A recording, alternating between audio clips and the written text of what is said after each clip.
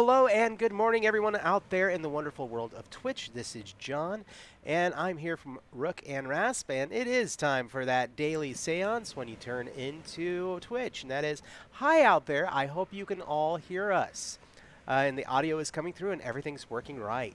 If so, go ahead and drop something in the comments, let us know. But like I said, this is John, and this is the show, Seriously, Let's Play, which is all about bringing together a cast of people from all over the tabletop RPG world to sit down and do the one thing that gets us all together, and that is to play some games. That said, I'm going to go around really quick and do our intros of our cast before we get to our esteemed GM for the day. So, starting up at the top for what our viewers see, let's go ahead and talk to Aaron. Aaron, if you want to introduce yourself. Hi there, I'm Erin Pick, and I will be playing Celeste Foray. Thanks so much. We're glad that you're here. Michael.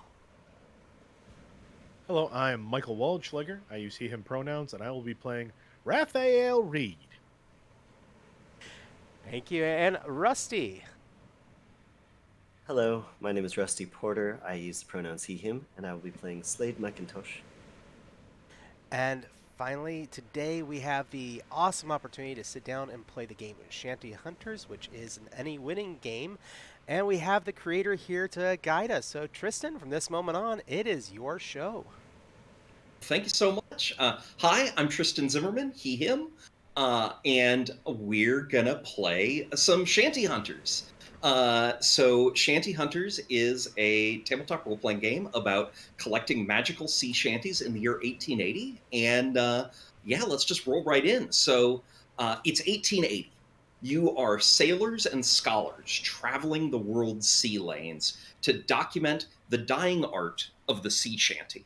Sea shanties are work songs. Sailors sing them while hauling or heaving to stay in time with one another. Shanties are largely sung only aboard merchant sailing ships, but commercial sail is obsolete in the face of new steam technologies. Its majesty is slowly fading from the world. Shanties will surely vanish unless someone writes them down. Your characters are people obsessed with documenting these songs. It's the only reason for them to still be documenting shanties, because there's a wicked spirit that doesn't like it when shanties fall into the hands of landsmen. All of you have sailed together before, and all of you have tangled with this spirit in the past, often endangering the ships you've sailed aboard and the crews you've sailed with. But you're obsessed, so to you, the risks are worth it. We're going to talk real quick about what's on your character sheets. Your character's nationality is fairly self-explanatory. Your profession is what you do for a living. Obviously, most people in the year 1880 cannot simply disappear to sea for 8 months, 2 years, whatever, to go document shanties. So your characters all have unusual or atypical professions. Some of you are sailors, and that's how you manage to be around shanties all the time. Is professionally you are a sailor. You are working aboard merchant sailing ships. Some of you are professional scholars, and this is part of your research paradigm for which you are employed. And then you have your drive. Now, as I mentioned, it is dangerous to be documenting these shanties, and it's particularly dangerous not just for you, but for the people you are sailing with, innocent sailors and passengers aboard these ships. Any sensible person would not do this anymore, right? You would document the first shanty and you'd be like, oh, this is a terrible idea. No, I'm not doing this anymore. But you guys keep doing it, which indicates that there is something about you that drives you to do this again and again, and that is your drive. And then a little further down on your character sheet, you will see your skills. I want to say you have 8 skills. They are 0 to 2. For one of your cases, it's about to be a 3. Because before we talk about rules, writ large, I would like to ask, is anyone here on the stream in real life a trusty shellback? I am Rusty, what does it mean to be a trusty shellback? a shellback. That's a great question. So a shellback is a person who has crossed the equator aboard a ship and done a particular set of ceremonies at the crossing of the equator to sort of commemorate that crossing, and then and forever the rest of your life you are able to call yourself a shellback. Yeah. And anybody who is not a shellback, has not undergone the crossing of the line ceremony, is a pollywog. So, Rusty, because you are a shellback, I want you to give your character an additional point in seamanship.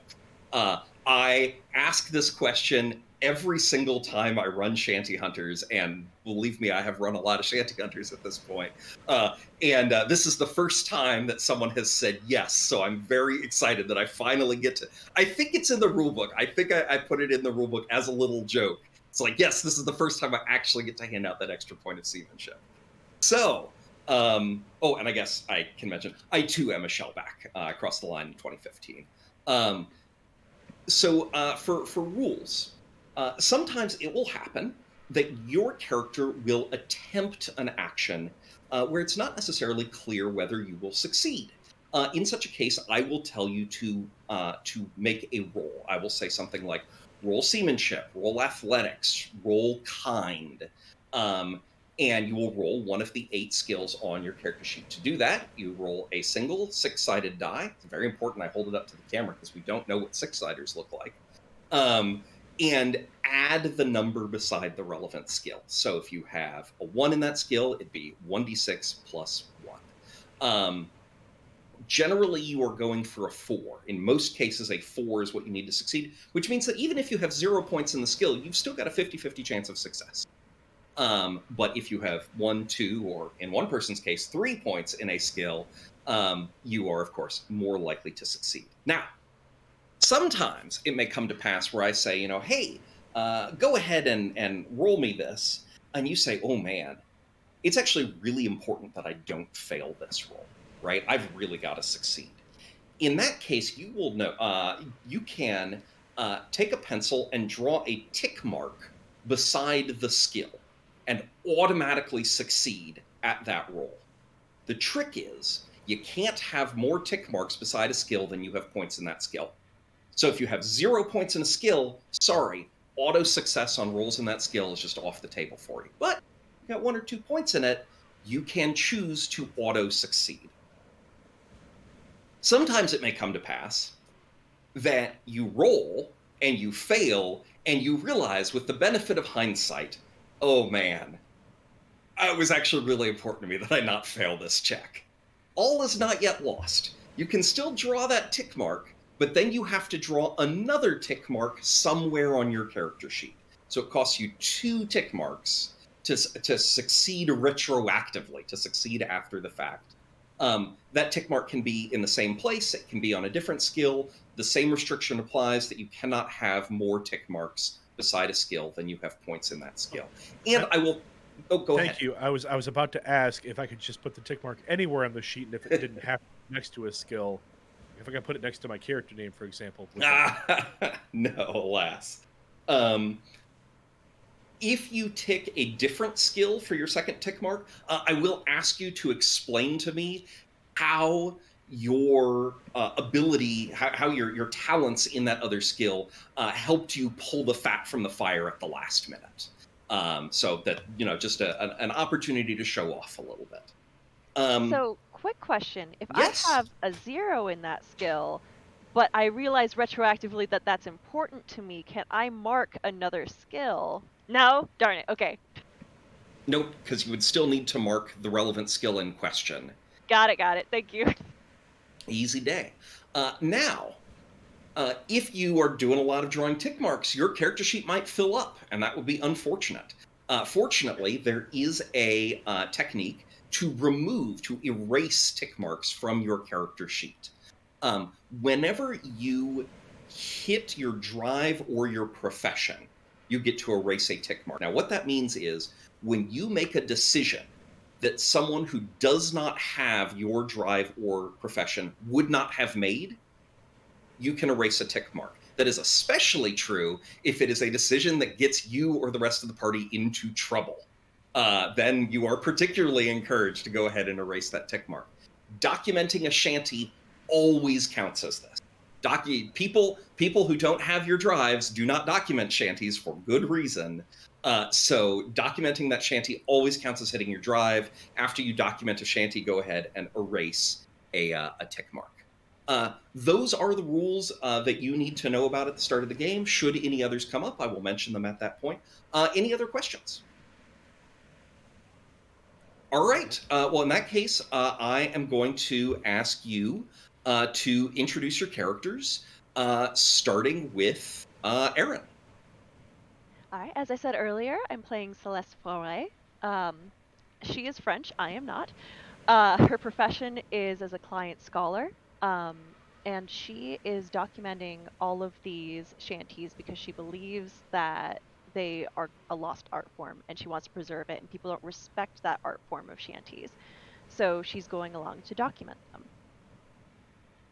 And she's a relatively fancy person, isn't she? Oh, she is high class. She's a woman of Okay. society. I will try and portray that today. Terrific. Next up, John? Oh, Oh no, I was you were gonna say just holding up a pinkies up for pinky. those.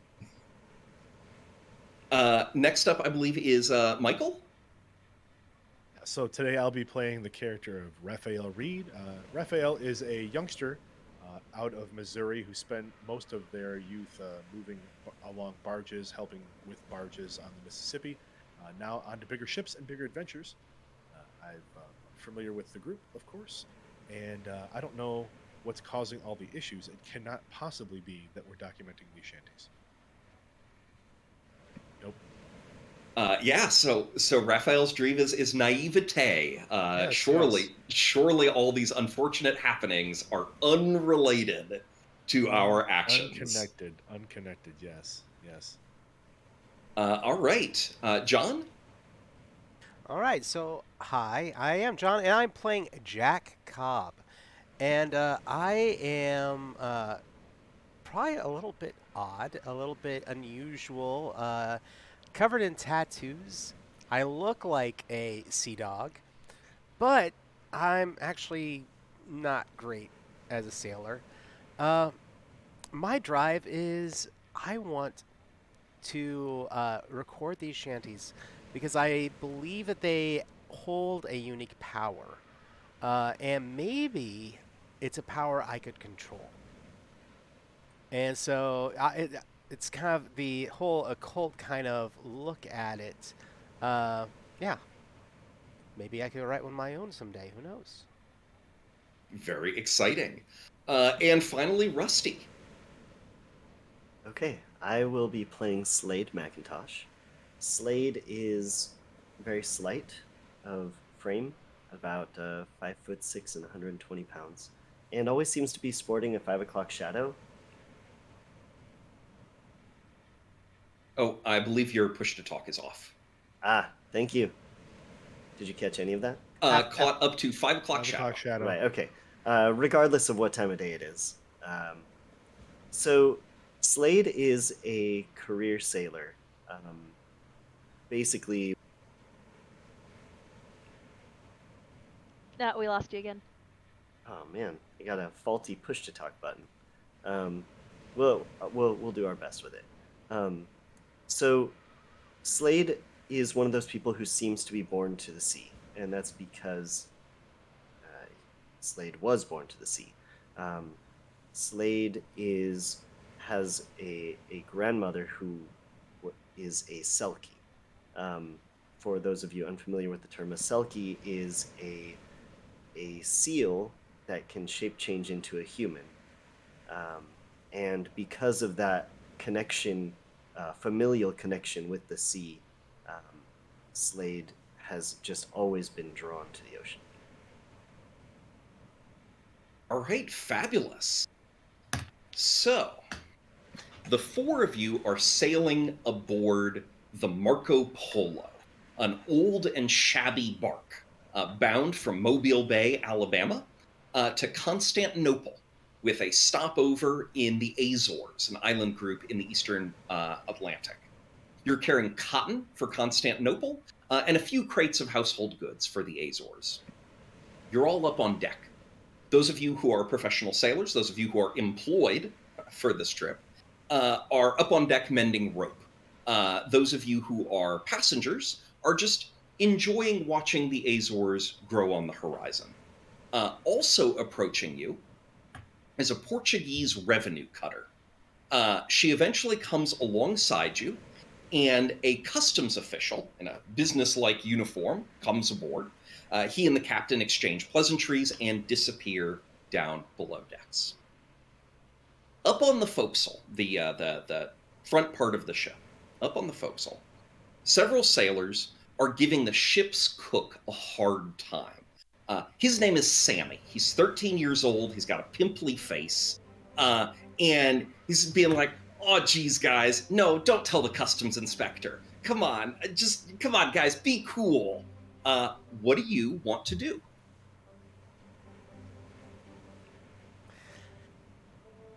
Raphael. Oh, No, no, please. no, go ahead, John. No, John, you went first, John.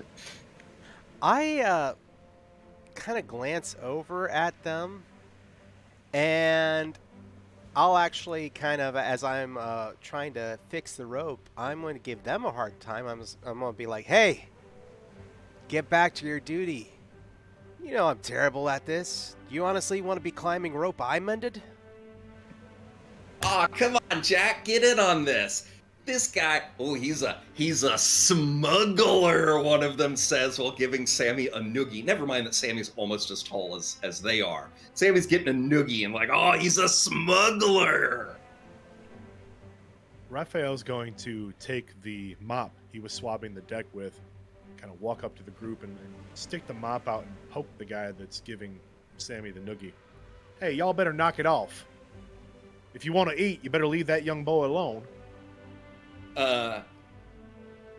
Oh, okay. All right. Raphael, putting down the law, says that particular sailor. It's not the law, it's just common sense. The boy's making your food. Do you want him to spit in it? It's true, you know. Really not a good idea to make the cook angry. Go ahead, Raphael.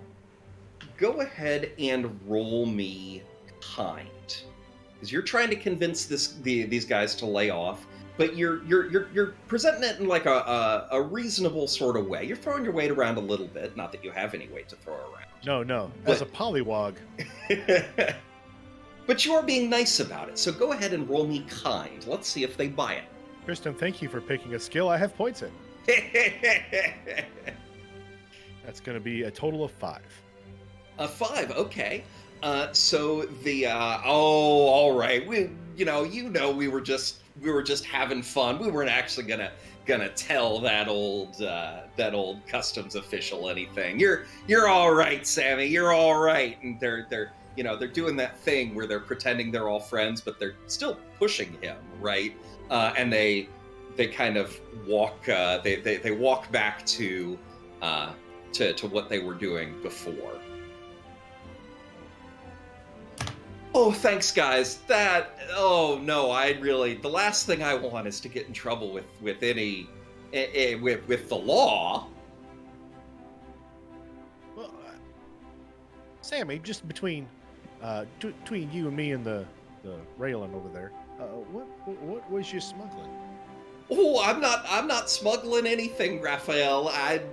Those guys, they got an idea in their heads, and that would make trouble, and I'm not here to make trouble. No, of course not. Not, nobody's saying you're trying to make trouble, but just out of sheer curiosity and my own want for information, as it were, what were you smuggling? Only kind again. Let's see if lightning will strike twice. That's a 6 total. Whoa, okay. So Sammy Sammy is wearing a tarry jacket. And he reaches into the jacket and he pulls out a sack, just a little sack about this big, and opens it up. And inside, Raphael, are some very shiny rocks. You tell me, do you know anything in particular about rocks or gemstones or fancy rock things? Raphael's not too well traveled or well healed, so these are shiny and they look expensive. But that's about all Raphael know about that. So okay, so he pulls this out, and the rest of you can Hey. see this. Hey, Slate, Yeah. check out what Sammy's got here. Ooh, it's fancy. So Sammy reaches in and pulls out something, and Slade, you have been around the world once or twice. You can tell an emerald from a lump of granite. This is no emerald. This is essentially a pretty shiny rock. And Sammy says, yeah, so the guy who sold this to me in Mobile Bay, he said that this is star blue quartz, and that it's really, really in demand in Constantinople. He sold me. He gave me a really great deal. It only cost me my entire advance on this trip, and said I could sell this bag in Constantinople for 10 times what I paid him for it. But I may have neglected to mention it to the customs agent when we were leaving Mobile Bay, and so that means technically I don't have any papers for it, and so I don't want any trouble with the customs official. Well, I'll be honest, you're not the first sailor that's ever tried to smuggle something across the ocean. But maybe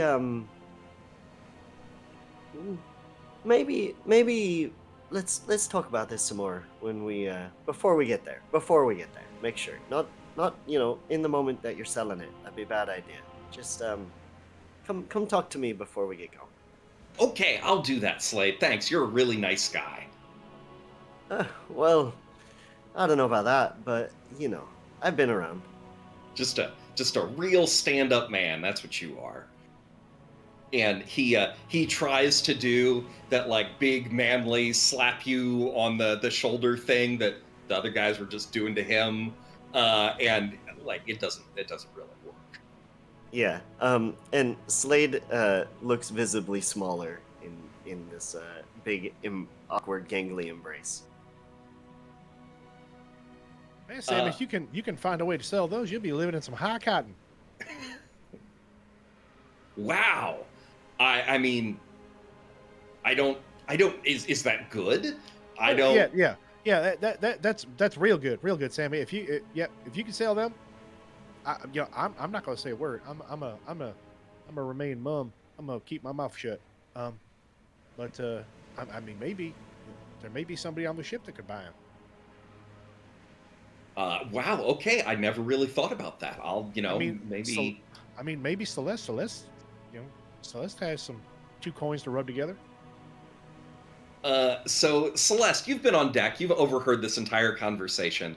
One thing I can say with great confidence is that you have never heard of star blue quartz as something that's like, oh yes, here in my fancy jewelry shop in Paris, I have the star blue quartz necklace. That doesn't necessarily mean that it isn't a valuable gemstone much sought after in the Ottoman Empire.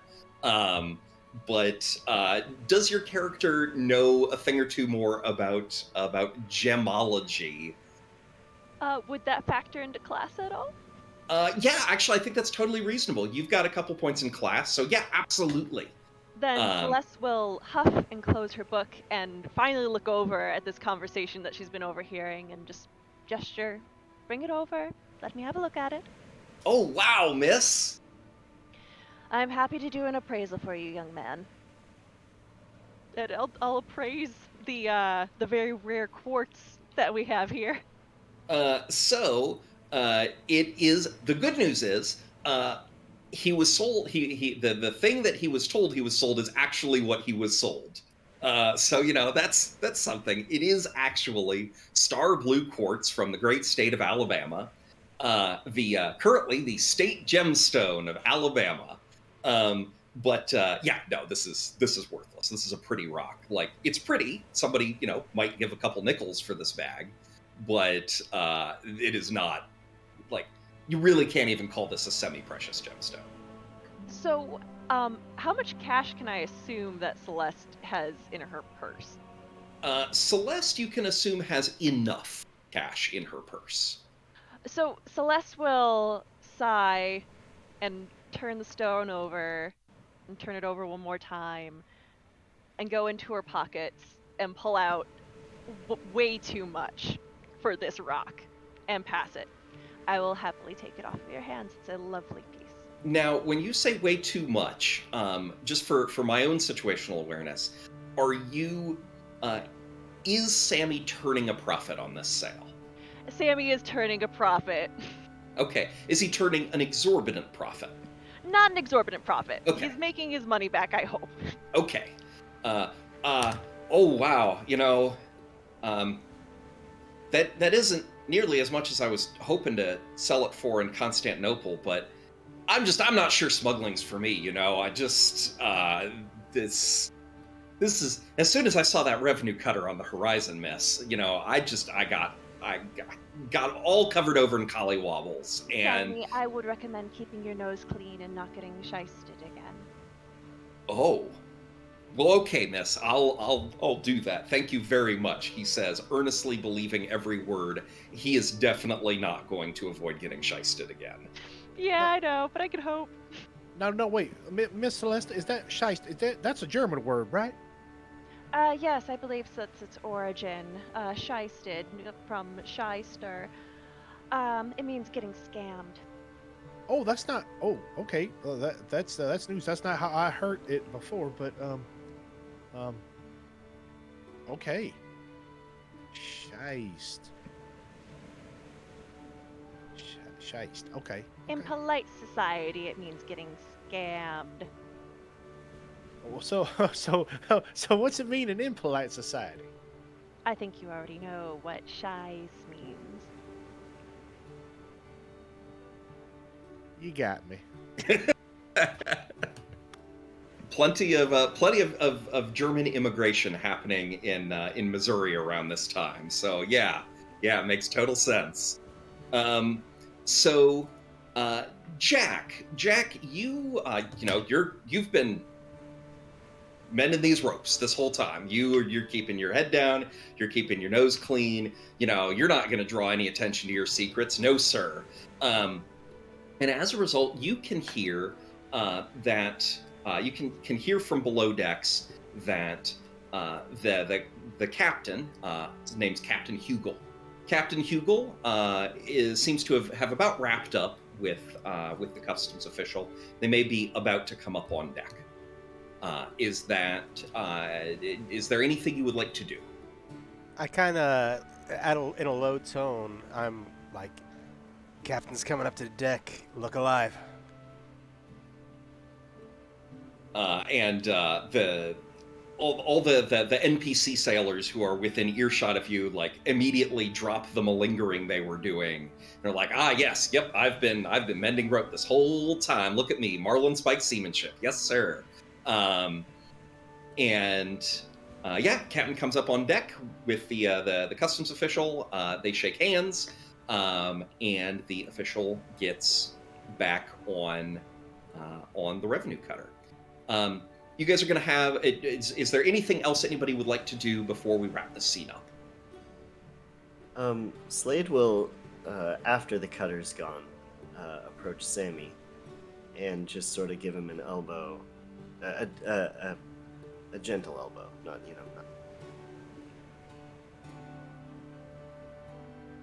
Push to talk. Thank you. I need to change my keybinds is what I need to. But I'll do that later. So yeah, Slade will give Sammy a gentle elbow in the ribs and say, "You know, I know just the place to look if you're looking for something interesting. Once we make land, next time we're in Marrakesh, let me know. We'll find a good time." Oh boy, Marrakesh. That's in India, right? I can't wait. Yeah. Next time.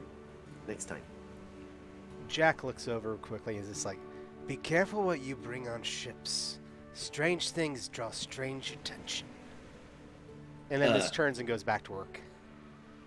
Sammy looks confused, unnerved, and a little bit scared by this revelation, and finds some honest labor to begin performing.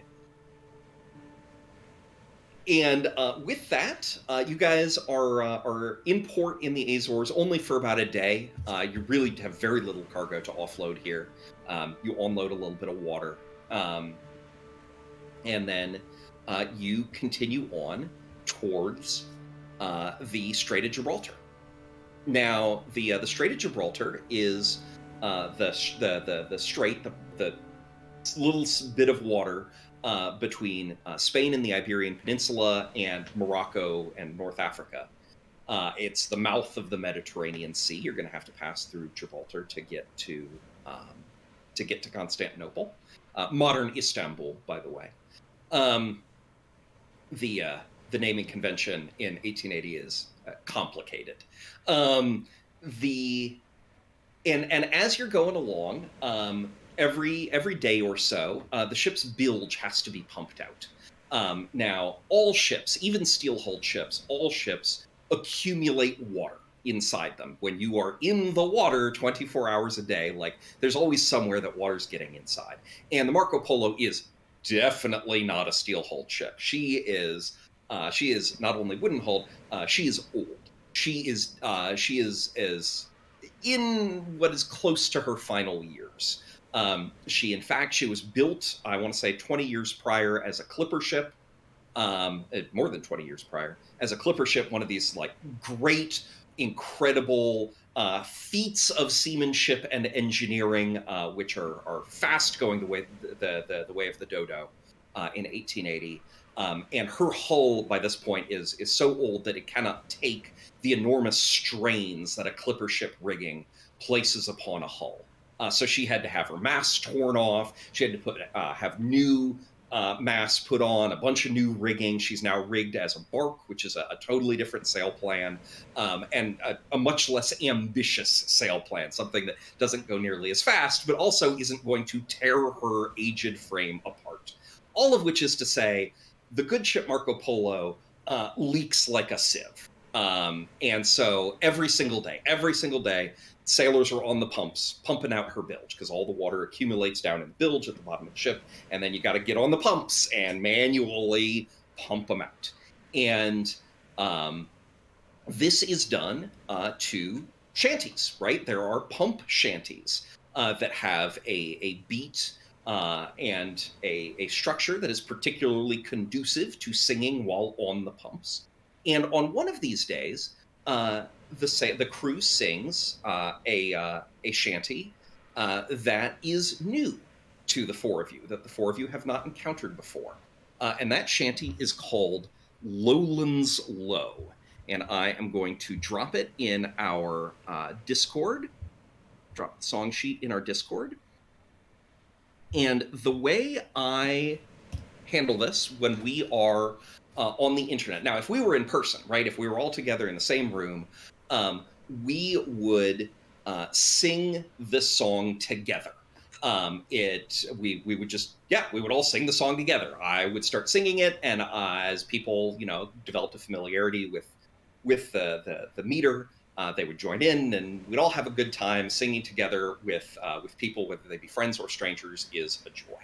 Of course, we can't do that over the internet because a lag is a thing. So we would not all be singing at the same time. It does not work. So instead, what we're going to do is we are going to go around the horn.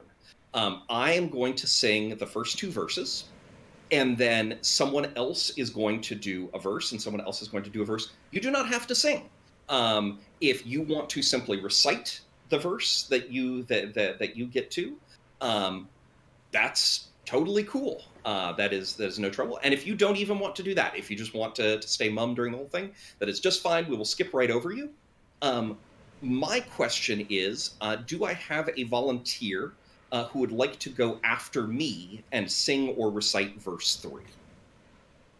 I'll volunteer because I already started reading it because I have bad reading comprehension, so I was already preparing. All right.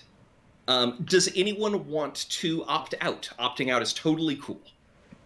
Well, I will just thank, on the behalf of the group, I will thank you, Aaron, for diving in to give us all, another example of what to do.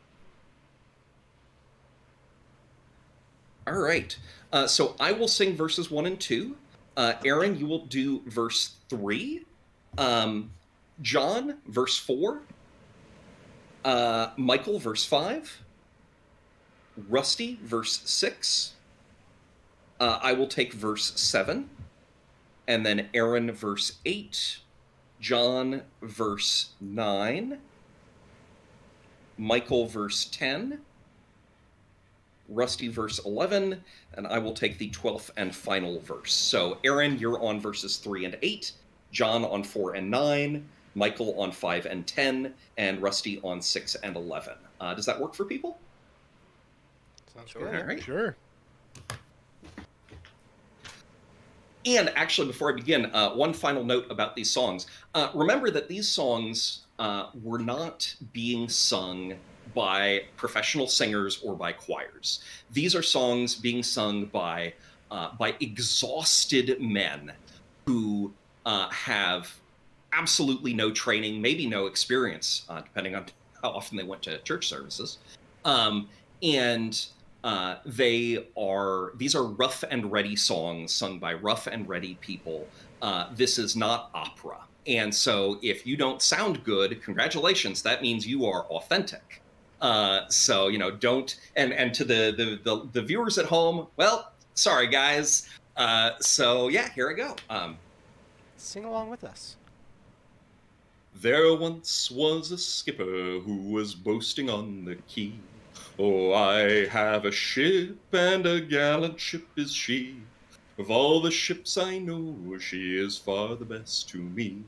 And she's sailing in the lowlands, lowlands, lowlands, sailing in the lowland sea. Oh, I had her built in the north country, and I had her christened the Golden Vanity. I armed her and manned her and set her off to sea. And she's sailing in the lowlands, lowlands, lowlands, sailing in the lowland sea. Then spoke up a sailor who had just returned from sea.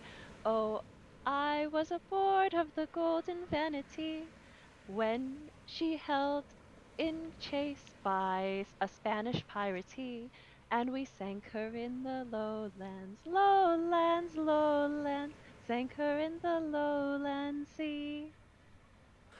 Oh, we had aboard of us a little cabin boy who said, "What will you give me if the galley I destroy? Oh, you can wed my daughter, she is my pride and joy. If you sink her in the lowlands, lowlands, lowlands, sink her in the lowland sea." So the boy bared his breast, and he plunged in the tide, and he swam until he came to the rascal pirate's side. He climbed on deck and went below, by none he was espied, and he sank 'em in the lowlands, lowlands, lowlands, sank 'em in the lowland sea. He bored with his auger, he bored once and twice, and some were playing cards and some were playing dice, and the water flowed in and dazzled their eyes, and he sank 'em in the lowlands, lowlands, lowlands, sank 'em in the lowland sea. Some were playing cards, and some were playing dice, and some were in their hammocks a-sporting with their wives. And he let the water in and put out all their lights. And he sank 'em in the lowlands, lowlands, lowlands, sank 'em in the lowlands sea. Then the cabin boy did swim over the starboard side, saying, "Cap'n, take me up, I'm drifting with the tide. I'll shoot you, I'll kill you, I shall not have your bride. I will sink you in the lowlands, lowlands, lowlands, sink you in the lowland sea." If it wasn't for my love for your daughter, for your men, I would do unto you as I did unto them. I would use my trusty auger and do the job again. And I'd sink you in the lowlands, lowlands, lowlands, sink you in the lowland sea. Then the cabin boy did swim over to the larboard side, saying, "Shipmates, take me up, for I'm drowning with the tide." They hauled him up so quickly, but when on deck he died, and they buried him in the lowlands, lowlands, lowlands, buried him in the lowland sea. And his shipmates took him up, and when on the deck he died, they sewed him in his hammock, which was so strong and wide. They said a short prayer over him and dropped him in the tide. And they sailed from the lowlands, lowlands, lowlands, sailed from the lowland sea. Here's a curse upon that captain, wherever he may be, for taking that poor cabin boy so far away to sea. For taking that poor cabin boy so far away to sea. To leave him in the lowlands, lowlands, lowlands, leave him in the lowland sea. All right, well done, everybody. Terrific, man. I wish we were in person for that. That would have been a real treat. Some folks in the audience, I'm not paying attention to the chat or anything because I can't see it. But some folks in the audience might recognize this particular song by a different name. So this was the Shanty, Lowlands Low. It's also the traditional British ballad that goes by the name of Golden Vanity, the name of the ship in the song. And it's a really fabulous example historically, because this is a real, actual documented shanty used as a pump shanty and a capstan shanty. It's a fabulous example of how fungible these work songs were. Something that probably originated as a ballad that you would sing around a fire with your friends on shore. Presumably some sailors said, hey, I really enjoyed that song. I think that the meter works actually pretty well on the pumps or around a capstan. And we'll do a little bit of adaptation, and ta-da! Now it works as a shanty as well.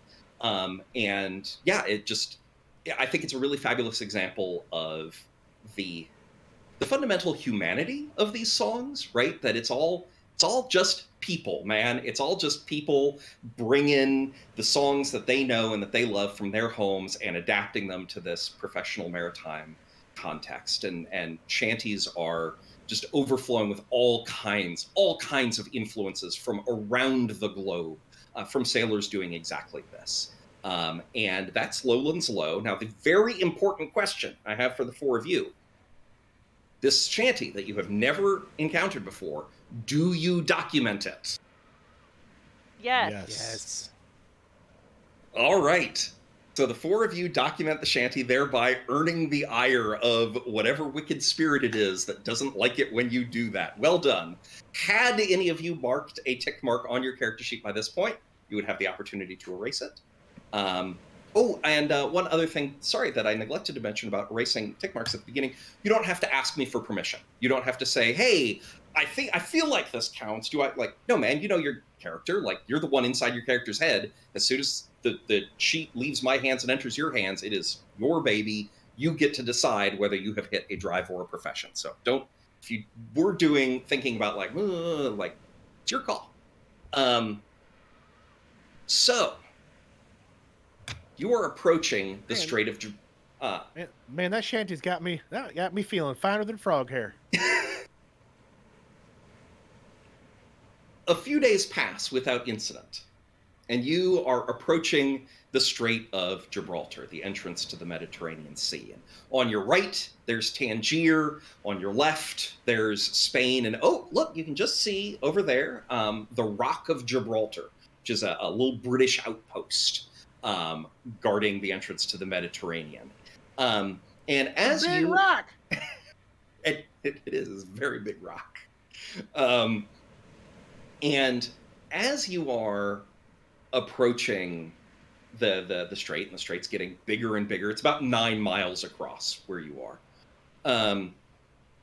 You see a vessel headed your way, and thanks to the business in the Azores, you recognize what kind of vessel this is. This is a revenue cutter, and Captain Hugel is at the rail. He's got a short beard and knit cap. Kind of frowns, and he says, "Well, it is weird for them to send out a revenue cutter to do an inspection on a ship that's just passing through, but I guess it's within their rights." And then the revenue cutter's still a few miles out from you. She lowers her flag and raises a black flag. Now, you've all tangled with shanties in the past, so you already know what this means. The magic of the song has taken over. The British crew of that revenue cutter over there are being forced to play out the role of the pirate ship from the Golden Vanity, which implies that your ship, the Marco Polo, and the crew aboard her are going to be forced to play out the role of the Golden Vanity. With potentially disastrous impacts for numerous people.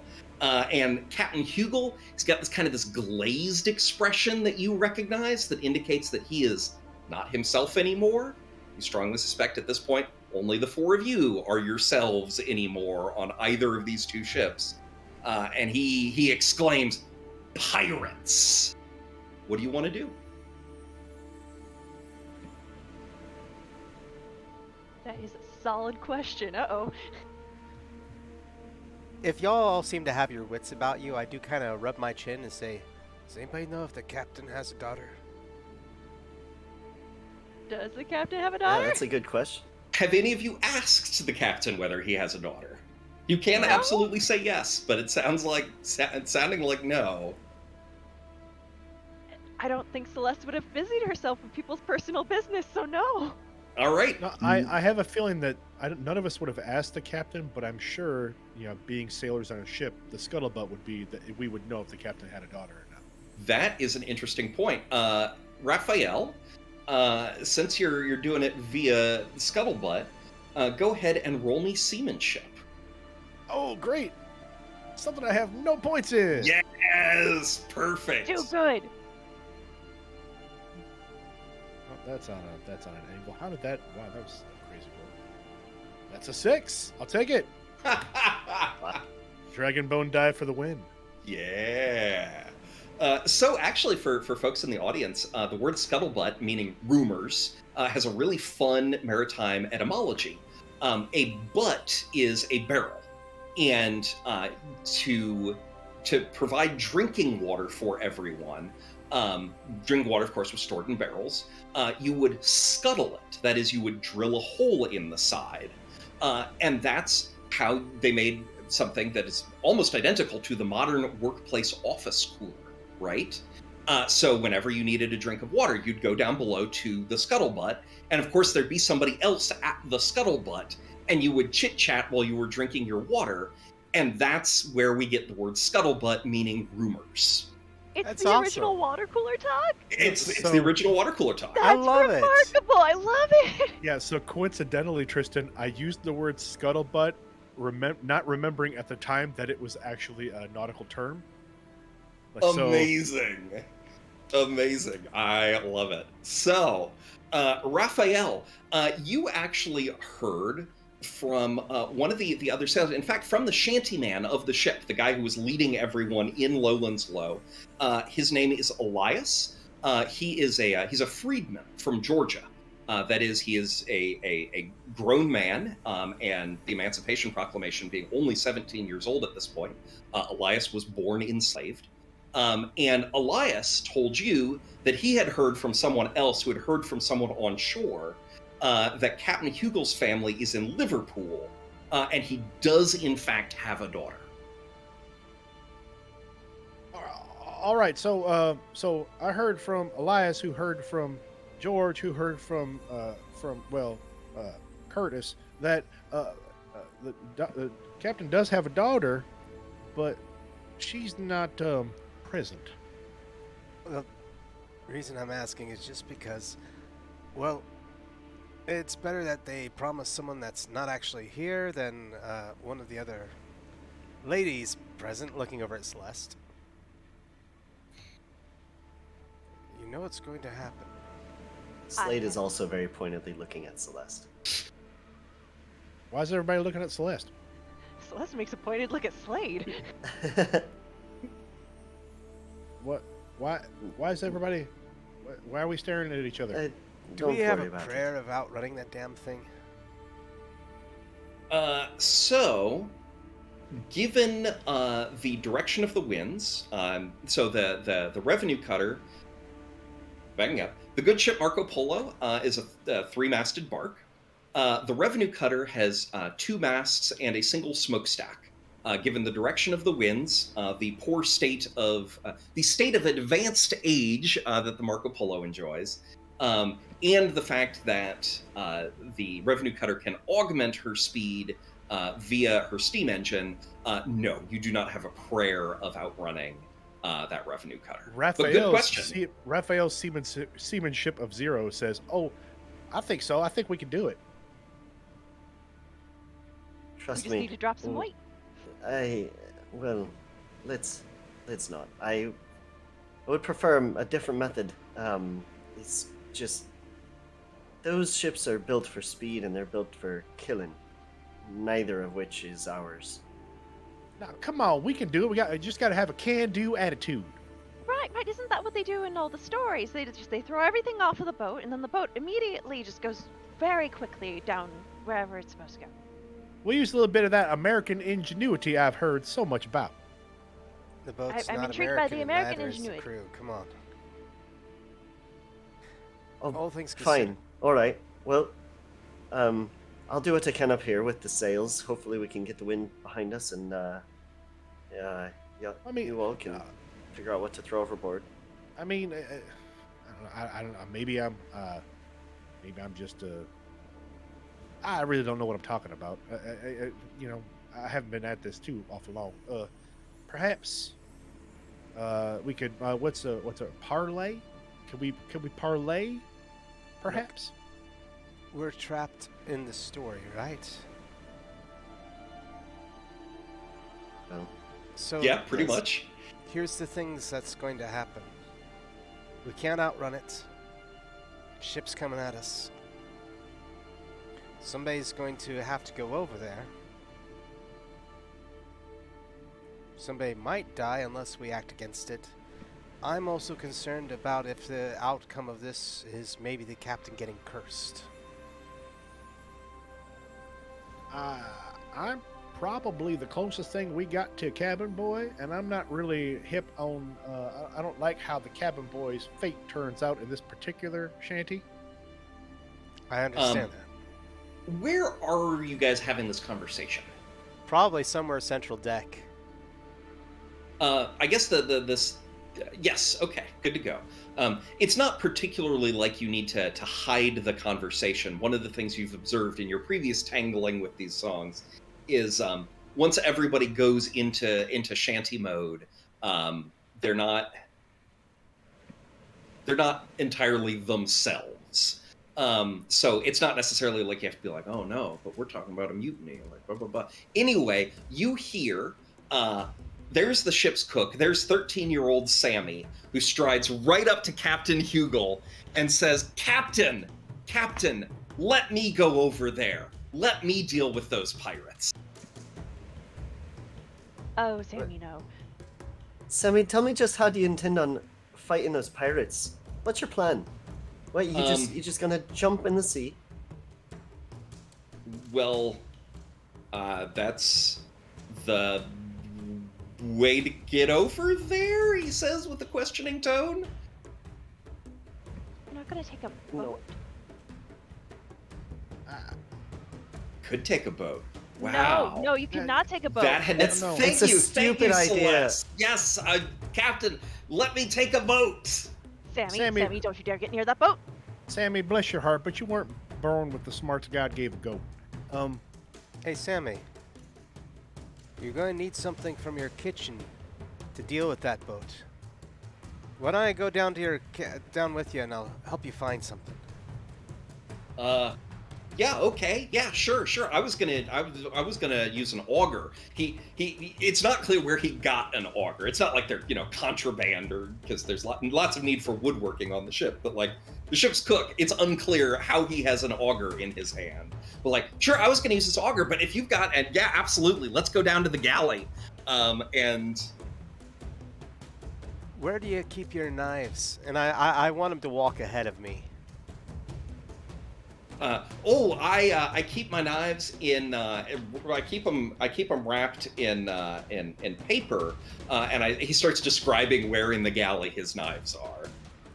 I don't know what anybody else is going to do, because I don't know how long this will take me, but my goal is essentially follow him, get him to go in the kitchen ahead of me, and close the door to the kitchen and block him in there. I was gonna say, as the two of you walk away, Raphael's gonna turn to Celeste and Slade and be like, "Jack's gonna clobber poor Sammy, ain't he?" Not It would be clobber, a smart hopefully thing to just do. detain. I mean, I don't know if that boy can take too many more lumps on the head, if you know what I mean. One more lump might do him good. He's trying to go across the sea. That child will die, without a doubt. Who does he think he is? What large things can we put in front of the galley door so that Sammy keeps himself safe? So, first off, it'll be an interesting question. Galleys are remarkably non-standardized in this period. So let's do a little bit of rolling to determine what this galley looks like. John as Jack has established that the galley is below deck. Sometimes the galley is below deck. Sometimes it's actually on like a little shack built on the weather deck, built on the top deck. But this one is below deck, which is absolutely also a thing. And the real question is whether, first off, whether it has a door. So I'm just going to roll. Evens, it has a door. Odd, no door to the galley. But that does not mean that you can't trap him in there. It just means that you can't necessarily shut the door. So yeah. Okay, so there's a way in. So I stand by my previous questions. What large things can we put in front of the port of the galley? Raphael reaches behind him and pulls out a belaying pin. Okay, absolutely. Jack, you might have need of this. It's an effective method, yes. Hopefully there's a barrel down there or something else I can stick him in and he can pickle for the moment. So Celeste, it sounds like you are looking through the ship for things to pile in the hatchway into the galley. This being a ship, there is no shortage of wood, because you need lots of wood ready to be used for repairs. So yeah, absolutely. There's planking, there's decking, there are spare spars. Yeah, we have all those crates of cotton too, right? Yes, the down and actually okay. So the cotton gets interesting. The cotton, if I'm remembering this right, and unfortunately,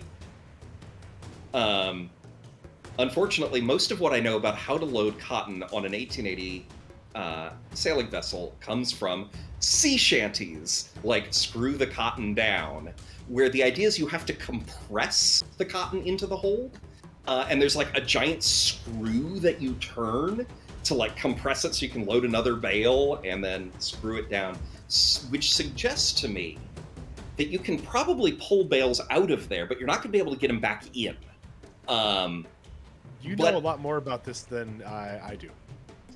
But yeah, you can absolutely get bales of cotton. They will be light. They will be comparatively light. The wood will be heavier.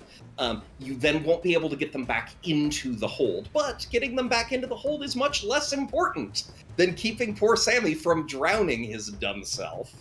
So, since he's got all this wood, do you just want to tell him that he needs to build his own boat in the kitchen to sail over there? I think that is an excellent idea. Sammy, we don't have any boats, but you What could about build those one. 3 boats? He says. Those have holes in them. Oh, okay. Well, we can't use those then. No, they'll sink far too quickly. You need to make a better boat. Okay. Well, roll me kind, Celeste. Let's see if you can convince this poor sap. I think that might be a 0. Let me get my... Yep, that's a 0. So let's All see right. what we get.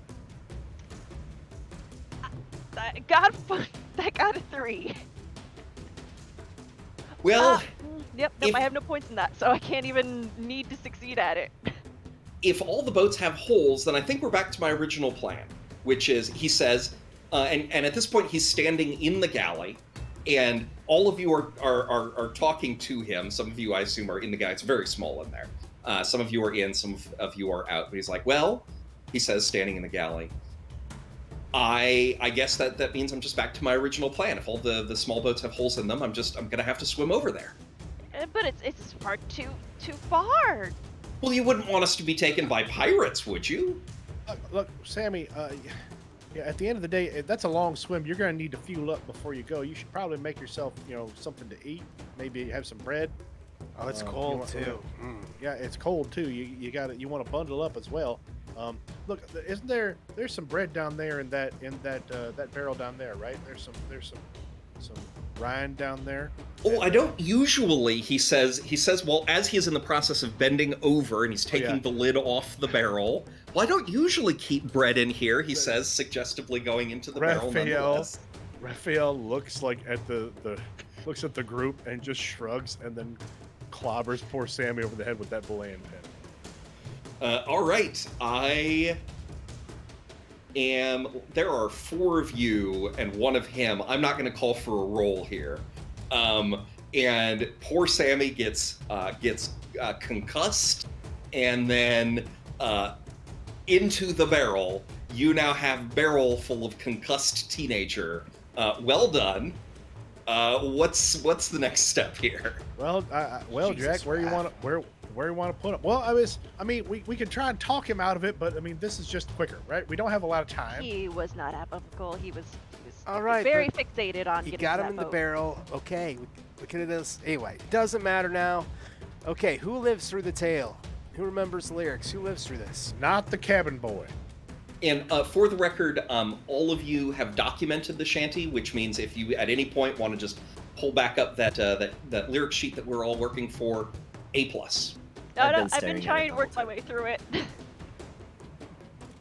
So while this is happening, after they get him into the barrel, Slade is actually going to leave to go back up on the top level and head up and take a look at where see if we can determine where the pirate ship is in relation to where we are in relation to the wind, and do some quick mental math on that and see if we have a hope of getting maybe to like Tangier or something before the ship can reach us. That's a really fun question. Because Slade just had a revelation, which was that Sammy in a barrel or not, the other ship is still a pirate ship, and pirates are gonna pirate. So we can't. We still have to do something about it. I really like it. That's so much fun. I'm not going to call for a roll. Yeah, you're pretty confident that, boy, given the direction that the wind is, if we keep on our current course, right, where we're trying to go into the Strait of Gibraltar and the pirate ship is coming out of the strait, like, yeah, man, there's no way we can avoid these guys. But Tangier's on this other course, and there's a chance that we might be able to make Tangier before the pirate is upon us. Of course, there is an irony in that, but that's neither here nor there. It's far from a guarantee, but there is a chance that you could make Tangier. Perfect. Then, so from what I understand about Shanty time, evil Shanty time, is that the other crew members are pretty suggestible.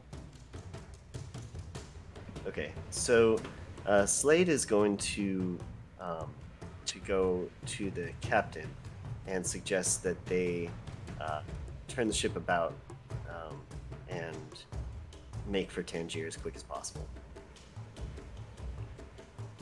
My God, Slade! You're right! We might be able to make Tangier before those rascal pirates are upon us! You are the smartest man on this ship, Slade. I am so glad that you're here with us. You are the reason we are going to not be in danger. You are our savior. What a good thing it is. I'm so glad that you're here aboard the Marco Polo. Thank you, yes. Captain. And he starts shouting orders. They start bringing the ship about. They are bringing the sails about to new configurations. And in a few minutes, you are bound for Tangier, and the pirate ship also changes course in order to come onto a new heading. They're going to try to intercept you before you reach Tangier, and it is an open question who will succeed. Well, we're not exactly built for speed, are we? Anyone have any ideas? Well, no, but Celeste did mention, if we could dump some cargo, we might be able to move a little faster. Catch a Right, little more but if wind we in them dump our sails. cargo, we also dump our profits. Well, do we want to live or make money? Living. Obviously, we want to live. And the good news is, you guys aren't paid a share of the profits. You're just paid. If I had my druthers, we'd do both, but it doesn't seem like that's much of an option right now. All right. Yeah. Given that we don't have any better ideas. Anyone? Jack, what you think? Only thing I can think is somebody who lives through the whole tale dealing with the pirates and drilling a hole in it, but that means those people are going to die too, so not exactly a good plan. Out of character, does the water leaking into the ship make the ship heavier? It does. So pumping the water out of the ship would also help us go faster. Yes, it absolutely would. Okay, we have a pump song. Maybe if we sing the shanty enough times, it'll just go away. Well, maybe if we sing the shanty while some of us pump. I'm willing to give it a Or, try. maybe if we can get the crew, right? They're listening real well right now, so maybe we get the crew to just get on pump duty, and then we can make the ship. We can hoist the sails and do the sailory things we got to do, and then we can maybe catch some extra speed if we get the crew to do the pump. I'm just gonna guess here that when you guys left Sammy, you nailed the barrel shut first. Wedged in some way. Okay.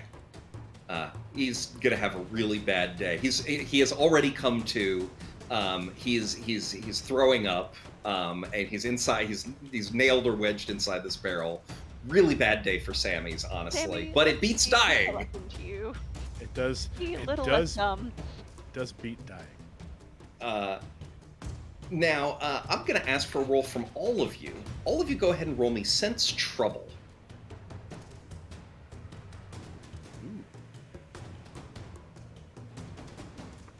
Of course, that one I got a 6 on. Well, that's a good day. I just got a 6 too. I got a 5. A 4 from Raphael. So all of you guys head on a swivel, and you notice that Captain Hugel isn't looking so hot.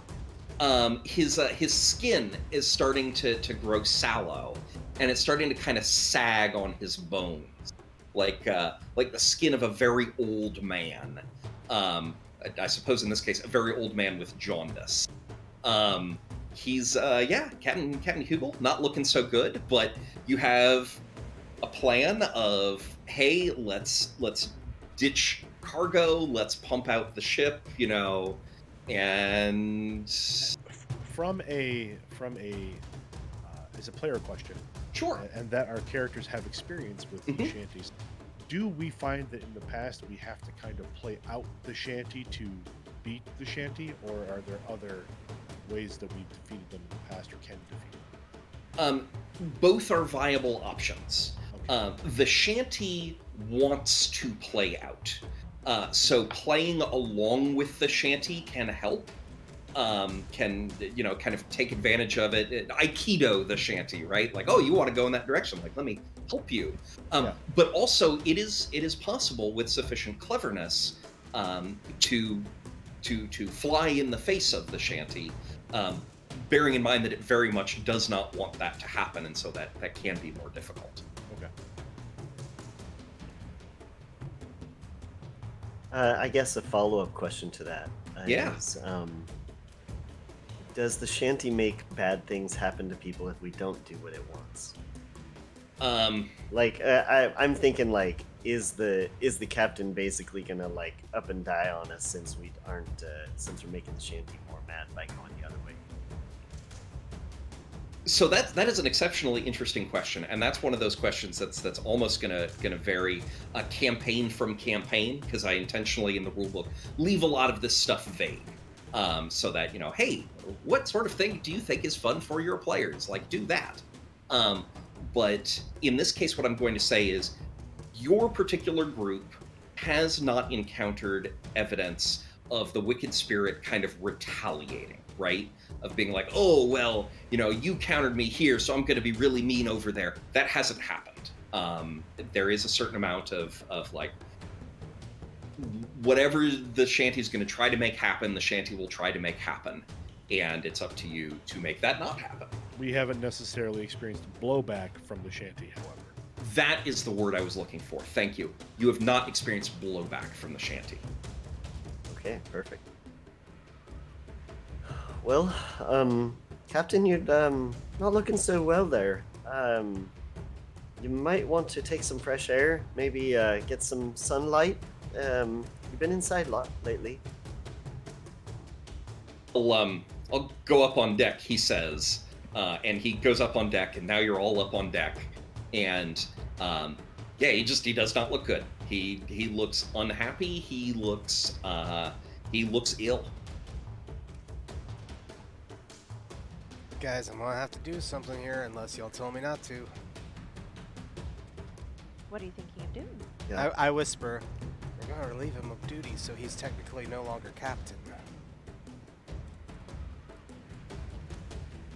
Well, I mean, I know we threw Sammy in the barrel. Maybe I swim over there.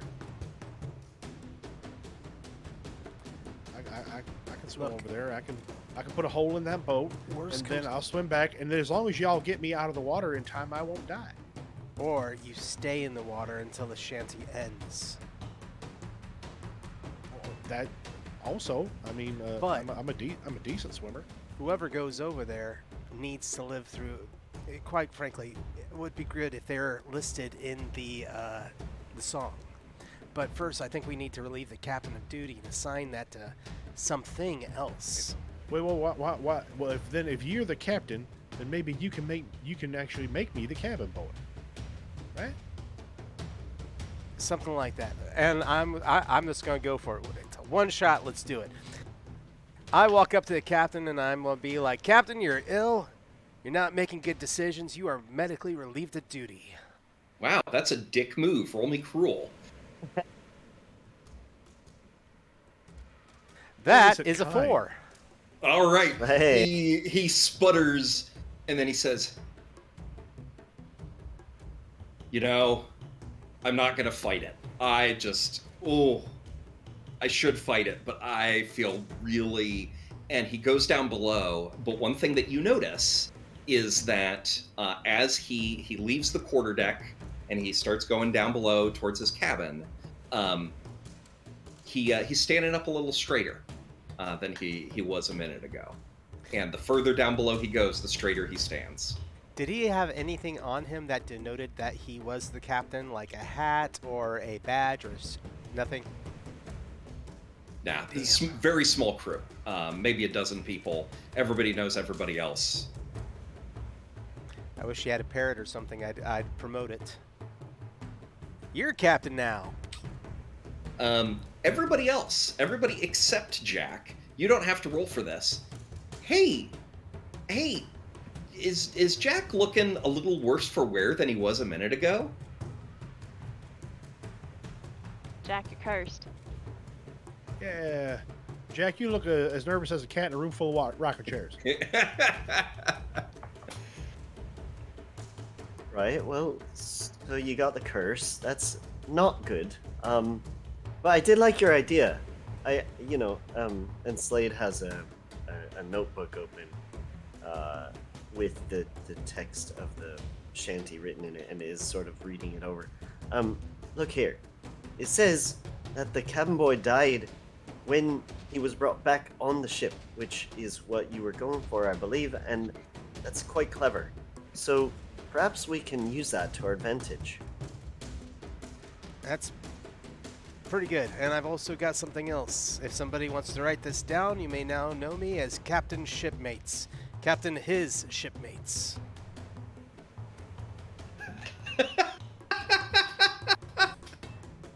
His is an interesting name. Is that your opinion? God, if I know. But at least they lived through the whole damn thing. Let's agree that it's German and move on. It's another one of them German words. Okay. I like them German words. Okay, so we've got Captain His Shipmates over here. We had a suggestion about Raphael swimming over to that other boat. There was also the suggestion of somebody taking a small boat over to the revenue cutter, perhaps Raphael, perhaps someone else. The ship has several small boats, dinghies, longboats, etc. aboard her. There was also a suggestion of throwing all the cotton overboard. And there was a suggestion of pumping out the bilge. What do you guys want to do? I kind of like starting off with the pumping the bilge and seeing if that does any good. I have a question. Does our ship have any sort of like defensive weaponry, just like a cannon or something, or anything? So, if there's definitely no cannons aboard the Marco Polo, if there are any weapons aboard her, it is not uncommon for there to be some muskets or rifles. Let's be honest, on a ship this age, owned by a shipping company this cheap, it's probably going to be muskets, not rifles. And if they exist, they will be locked in a strong box in the captain's quarters.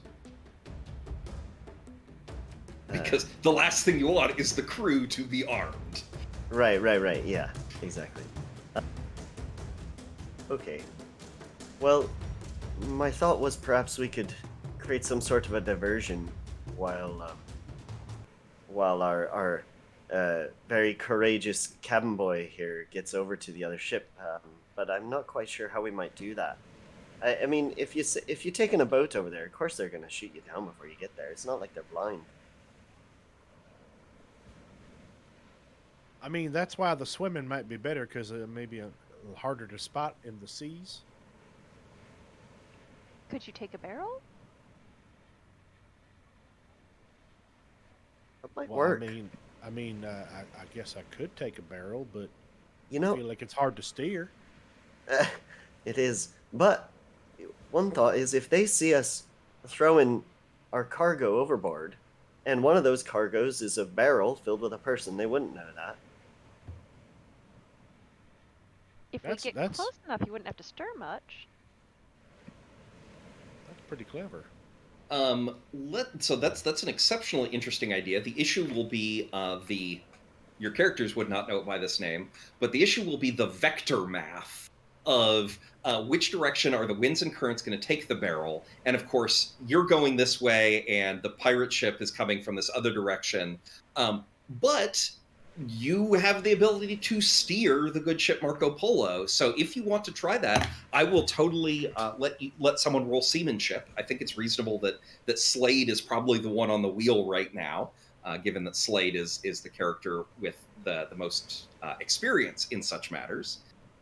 So yeah, Slade, if you want it, if that is something that people decide is a good idea, I will happily let I Slade didn't roll say it was a seamanship good idea. I said it was an idea. It is an idea. to try to make get the vector math to work. Of all There's the a bit of a ideas, that is gamble one. happening here. All right. Well, No, go for it.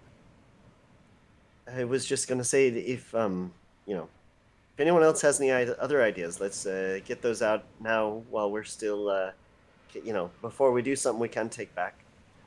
Raphael's already climbing into a barrel when you say that. Raphael, hey. What? I thought I was getting in the barrel. Yeah, do you have an auger with you? Do you have that kid's auger? Where'd it go? I think we left it in the kitchen. Somebody runs back, grabs the auger. The barrel in the kitchen is making unpleasant noises. Run the auger back up. I hand it to Raphael. Raphael is now in a barrel on deck. Celeste, while all this is going on, roll me sense trouble. That's another 6. The pirate ship is about 1.5 miles out at this point.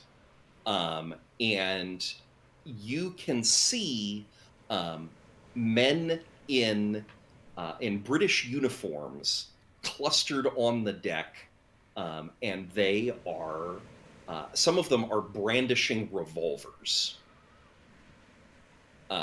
You're not sure. You in particular are not sure whether that ship has any cannons or anything of that nature aboard her. But some of the guys up on deck are clearly brandishing revolvers in like a "yeah, we're gonna get them" sort of way. I believe they're rather excited about the pirate role at the moment and kind of point everyone out. That's not excellent. The next time this happens, let's run up the black flag ourselves, turn around and see what actually happens, okay? But in the meantime, if you have that auger, I'm betting that the Shanty will take you to that boat. Well, I got the auger. I'm in the barrel. Let's give it a go. Part of one of the things that I heard suggested for this plan was also dropping a bunch of cargo overboard at the same time so that the barrel doesn't look as interesting and shoot-atable. Is that something that you guys are interested in doing? We're definitely going to pull a... The part is awesome. Yeah, we're definitely going to pull a Boba Fett cargo in the garbage scenario here, I think. I was thinking the exact same thing. Thank you. The barrel being the Slave One, and Raphael being Boba Fett. Which, hey, if you got to be somebody, be Boba Fett. I mean, yeah, right. And, okay. Go ahead. Go ahead, I was John. just going to say, Raphael, if there's a way for you to get back without that auger so you can't threaten us with it, that might also break the spell. I mean, I'll do whatever I can, I bet I'll be worn slap out by the time I get back, but, I mean, I'll try and drop the auger as soon as I make the holes in their hull. What sort of life preserver and rope situation are we at? I'm not sure how that looks in the 18-somethings. I also don't know, and it is surprising to me that never came up in my research for the book. So I know they had foam at the time in some sort of form, but I don't know that it was being used for that application. Yeah, so I genuinely have no idea. One thing I that I think- can tell you is think relatively most- few sailors knew how to swim. I was gonna say, I think most life preservers were still like wax treated canvas wrapped over cotton. That would make a lot of sense. Okay, that's what it is. Okay, then Celeste Like is they going were to the gather. like the cylindrical life preservers. It was just basically something to hold on to, really. Yeah, like a life ring. Yeah. Yes, that's more of what I'm looking for. Celeste is going to look around the ship for one of those in rope, just to be ready to throw that out to our standee cabin boy, hopefully to pull him in. All right. So Slade is on the wheel. Celeste is at the rail with a life ring. Raphael is in a barrel, which means that it sounds like Jack is on throw cotton overboard duty. The way I'm going to say you're going to want to do this is you're going to want to open a hatch and take a big hook. Unfortunately, there's no shortage of big hooks on the ends of long poles. And I suspect that the cotton will do most of the work for you. That it's compressed, so it will want to leave. But you're bringing it directly overboard. So do me a favor, roll athletics, and don't do badly. All right. No pressure. Can you maybe guarantee a success at this? I technically could have, but I would probably have needed to do that before the roll. That's a 3. That's good enough. Congratulations. None of the cotton bales emerging largely under their own power catch you in the chest and knock you overboard. Well done. So is it like opening a can of spring snakes? Like... I am imagining it kind of like a slow-moving spring snake. All right, so we've got cotton going overboard. Celeste, you want to give the barrel a push? Let's push it. All right, no roll required. Slade, you have got. You're pretty confident in the vectors at this point, and you know you're on the wheel. You've got the vectors, and then Raphael goes over the side, and one thing that all of you who are up on deck notice, which I guess is everybody except Raph, you notice that the cotton bales are going in this direction, and Raphael's barrel is going in a slightly different direction that is actually more towards the pirate ship than the bales are going. It's almost as if he's being pulled by a slightly different current. That is taking supernatural him, force, perhaps? Who can say? Life is full of possibilities. That is taking your barrel towards the pirate ship. And this is bizarre. Raphael, you're leaving awake. And things only leave awake if they are moving through the water. The cotton bales are not leaving awake, right? The cotton bales are being moved by the water. You're leaving a little bit of a wake as you go, as you float towards the pirate ship. I imagine Raphael kind of squat down in the barrel, like looking out the opening. This is moving at quite the clip. I think I'll make it. Lord willing, and the creek don't rise. So he's got about a mile to cross. For those of you back on the good ship Marco Polo, like I said, very small crew. Everybody knows everybody else. There's no strangers aboard ship, which makes it all the more remarkable when a stranger walks up on deck. She bears a passing resemblance to Captain Hugel, albeit several decades younger, and says to you, Jack, "You're not my dad."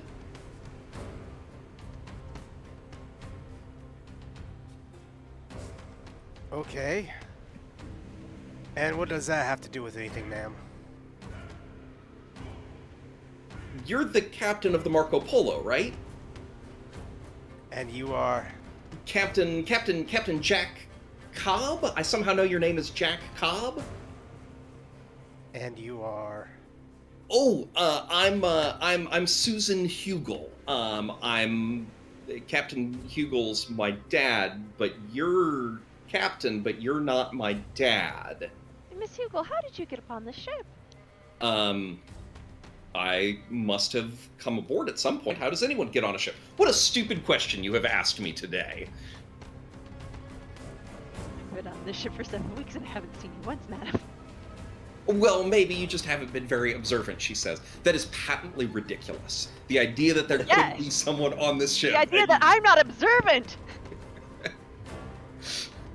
Well, your father was relieved of duty for medical reasons, and now that you are here, I am hereby drafting you into our defense of this ship. Make your way to the foredeck. Well, something, I don't know. Make your way to nautical term. Nautical term. That way. I am. The four? That'd be the four of the ship? Yes? It's the fourth deck. The one, 1, 2, 3, 4. Are you being? Are you trying to be polite or are you trying to be commanding? Oh, I'm being commanding. Roll me cruel. Huzzah! There's a 6. All right. She gulps and dashes off towards the forecastle, and she is up there on the forecastle with a number of slack-jawed, glassy-eyed sailors who are still very much not themselves right now. And Raphael, your barrel bumps into something hard. And you can see, you can feel it rock when it does so. And you can see through the opening that you're staring up at while crouched down in your little barrel. You can see the hull of a ship. Well, all right. Seems I made it. Let's see. Let's see if I can get up here a little further. Maybe I can just drill the hole right here. Raphael will try to stand up and balance in the barrel. Okay. Along the edge of the ship. Okay. And then take the auger and try his best to seat the auger and start trying to pop a couple holes in the hull of the ship. All right. So, the good news is with you standing in the barrel is largely self-balancing. So that's something at least. And you take out the auger and you press it up against the hull of the ship, and it twigs, wait a minute, this revenue cutter has an iron hull. It has a painted iron hull. But you know what? I'm gonna give it, and this auger is going through the iron hull like it's going through cheese. Do you want to keep going? I reckon that'd be a great idea. Okay, so you keep going, and I think since we are at an hour and a half in, this is a great point for a bio break. So we're going to call a bio break while Susan Hugel is on the forecastle, and Raphael is augering into the side of the revenue cutter. All right, so we will be back in about 10 minutes. Thank you so much for G-Man. GM in the Great Barrier for rating us. Thank you for coming in. We will be back in about 10 minutes, so stick around.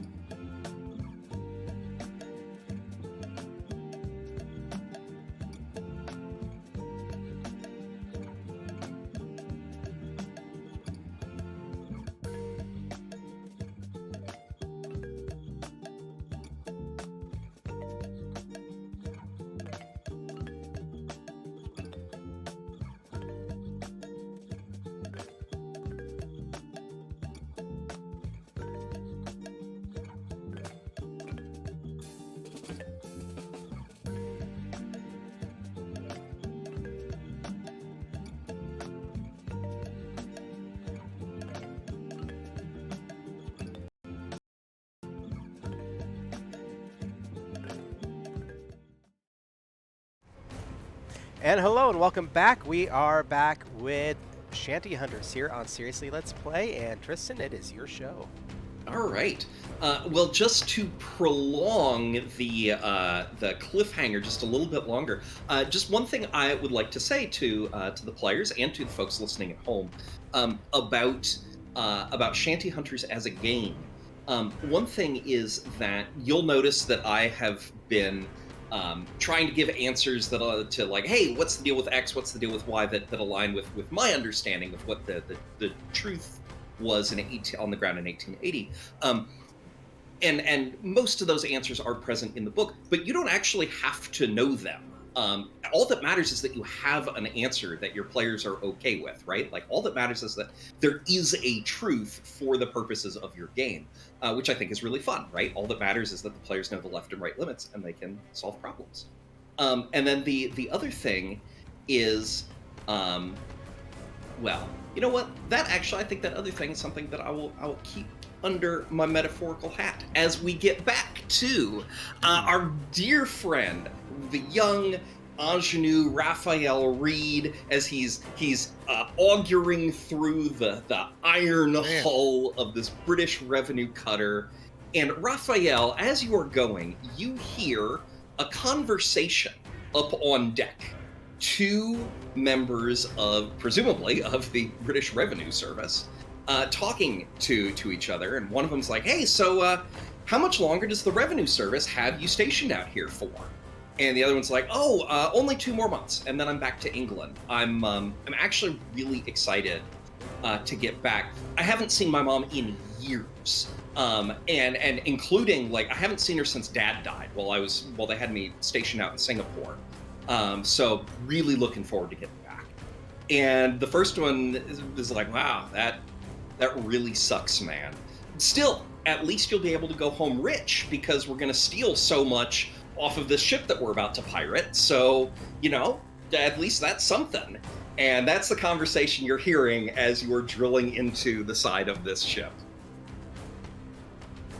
Man, they don't realize it's going to be a long walk off a short pier for them pretty shortly. Man, and I tell you what, that iron hull, that's about as useless as tits on a bull when it comes to this here auger. All right, so you are augering, and you finish up a hole, and you pull it out, and the water just rushes in. It rushes in so fast that it actually leaves a depression, right, in the surface of the ocean, right? Your barrel actually bobs down by a few inches, which is absurd. There is absolutely no way this should happen, but you can hear, and you hear shouting indoors like, oh my God, inside the revenue cutter. Oh my God, we're filling with water. Where's all this water coming from? We're going to sink. With Raphael's seamanship score of 0, this seems perfectly normal.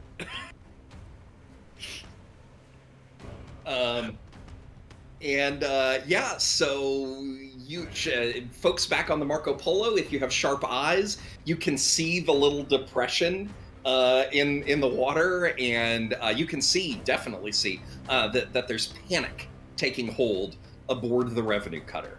And it's no more like, oh, we're brandishing revolvers, we're really excited to do violence.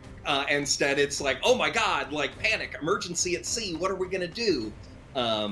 And everybody's running around like a chicken with their head cut off, which is weird. These guys should be capable seamen. They should be like, okay, well, what we're going to do is, first off, this is just a small hole. We know how to deal with this.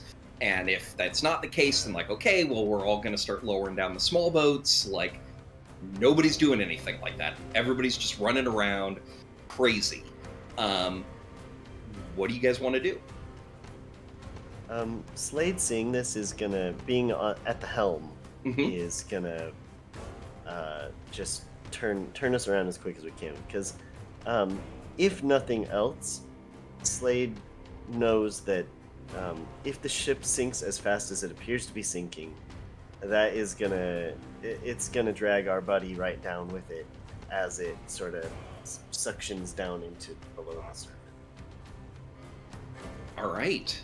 So, Slade, you bring the ship about, and you're shouting all the relevant orders perhaps with a little bit of help from Captain Jack Cobb, being like, yes, what Slade said, bring those sails about like this. And the cutter is sinking remarkably quickly into the surface of the Atlantic. And Raphael, what are you doing during all this? Well, let's see. Trying to see here. Yeah, so it looks as though, according to the Shanty, the cabin boy basically just returned to their original boat at that time. So Raphael is going to take the auger and try to use it as a makeshift paddle. Try and paddle the barrel away from the sinking ship. So the idea that this could work is ludicrous, right? It should be Absolutely. embarrassing that Raphael even thought of this. It does seem to be working, which it sounds like maybe Raphael isn't aware he should be astonished by. No, yeah, this seems like, of course it would work. This thing's kind of like a paddle. I use my hand a little bit. It's fine. It's fine. I'll make do.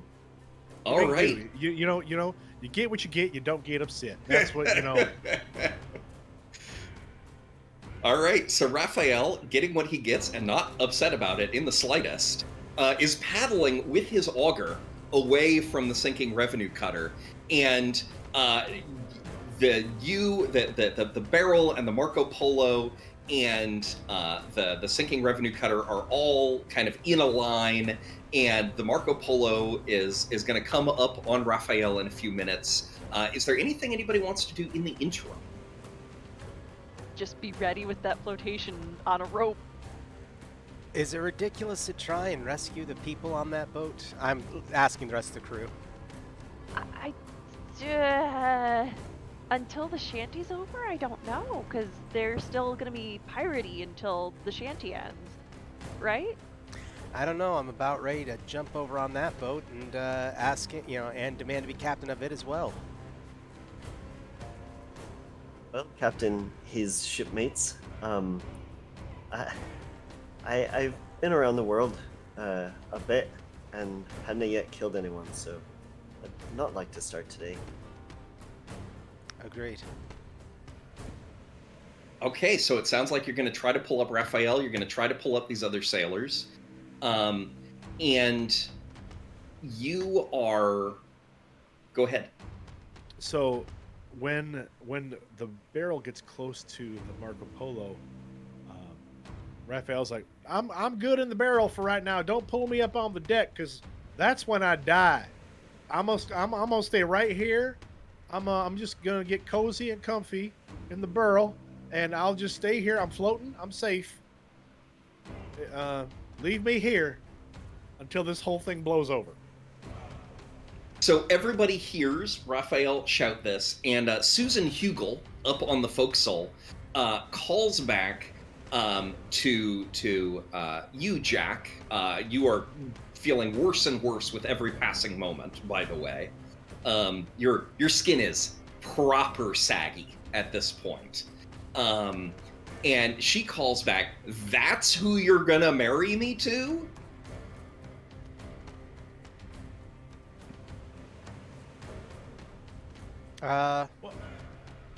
You're not my daughter. Oh, sorry, that's who my dad is gonna marry me to? No, because that deal was never struck. And from off the boat, you hear, "Now listen up, I'm quite the catch." Quite literally, You right are this at moment. the moment not the captain's daughter. You Well, are a captain's daughter, but not the captain's daughter. if that's the sort of legal loophole that it takes for me not to have to marry that little pipsqueak over there, I'll take it. I am all about the legal loopholes, especially in situations like these. That is a weird thing for you to say. Been in many a weird situation. I don't understand France. Ma'am, I'm not too taken with you either. Do you want to be up on this deck now? I'll kill you myself! Nope, leave me. I'm fine. I'm good. I'll just... Keep on floating in that barrel then. I'll be quiet. All right. Sorry, Celeste. So you leave Raphael bobbing in your wake Thank you, as Taffy you Bear. as you tack your way towards the revenue cutter. The revenue cutter is the waves are washing over the sides, which again is ludicrous. But clearly, all logic has flown out the window, and this, when it comes to the effects of this shanty on the nature of reality, and the sailors are standing up on the deck. They're waving, they're shouting. Many of them still have revolvers tucked in their waistbands, and they're shouting, "Help us! Save us!"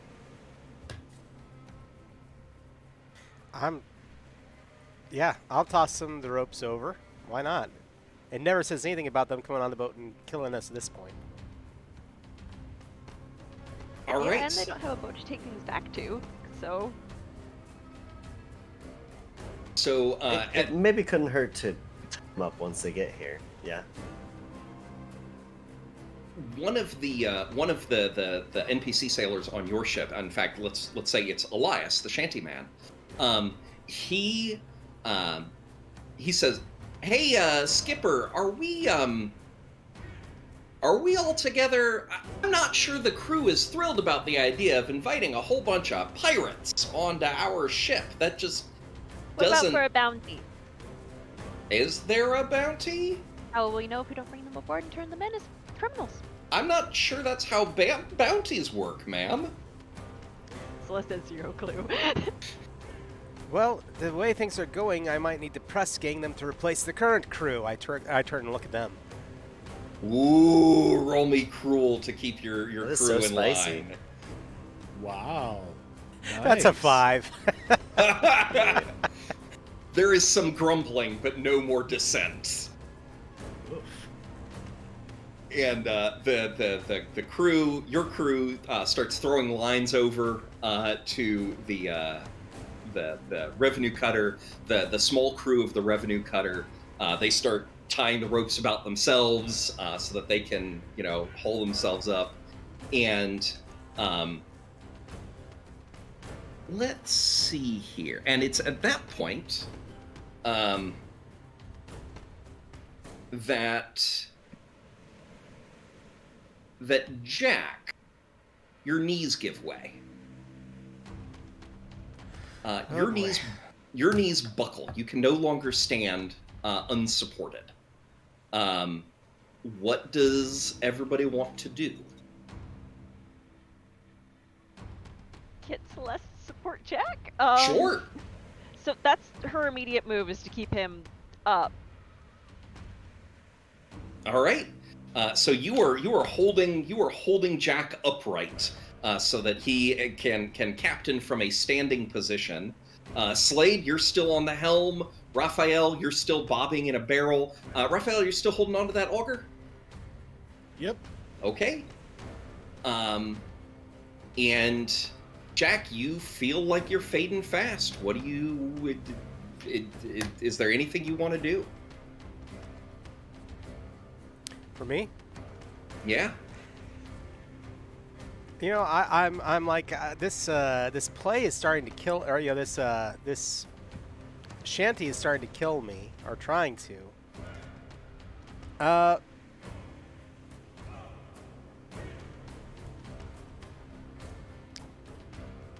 I'm like, there's a part of me that's like, do I want? I almost want to either start up my own, or tell everybody, hey, throw me overboard, get rid of the captain. Something to get me off this boat and make it a different story. While you're deliberating, Jack, Slade will come down and over to where you're at and sort of hold out a hand and be like, Captain, just give me command. We don't know how long you'll have. It could affect you quickly. Well, we'll see.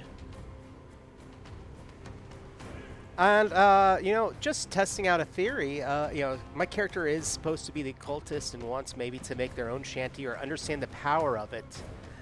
I'm going to do something, and I wanted to make sure the date matched up. I'm Okay. going to start quoting the HMS Pinafore, which came out 2-3 years before this. Fabulous. All right, you're quoting Pinafore. What are you quoting? At last, my fond hopes are to be crowned. My only daughter, and I motioned to the captain's daughter. My only Susan, daughter yeah. is to be a bride of a cabinet minister. This prospect is Elysian. But indeed, do you propose that I leave the Navy? I say to, Slade. to Slade, sorry. Slade, do you propose that Jack leave the Navy?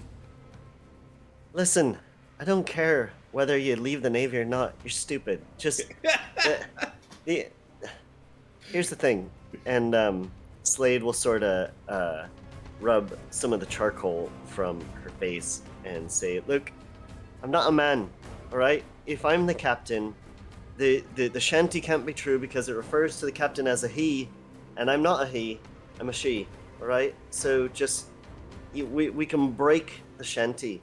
Well, damn, that works too. And I say, congratulations, Captain. And all of a sudden you feel much better, and you guys can watch as his skin like rises up and like becomes more properly attached to his bones. It's actually a pretty gross process. But Slade, who in fact has been for years now passing as a man in order to find employment as a sailor. Because this is a real historical thing. Lots of people did this. Male sailors saw what they expected to see, and what they expected to see was a man. And it made disguising yourself for years at a time a lot easier than you might expect. And Slade is now captain. Captain Slade, you are not feeling ill. You're not feeling unwell. Certainly, nobody's noticing any gross things going on with a curse or an illness. What are your orders? Right. Well, I don't feel terrible. Not yet, anyway. Let's see what we can do. All right. Let's round up those sailors. Don't want anybody to die. Fortunately for the ship, I think it's a goner already. But see what we can do. I'm not quite ready to pull up our cabin boy yet. I still don't trust this shanty to be gone all the way, and don't want to be killing him. So let's start with the other sailors.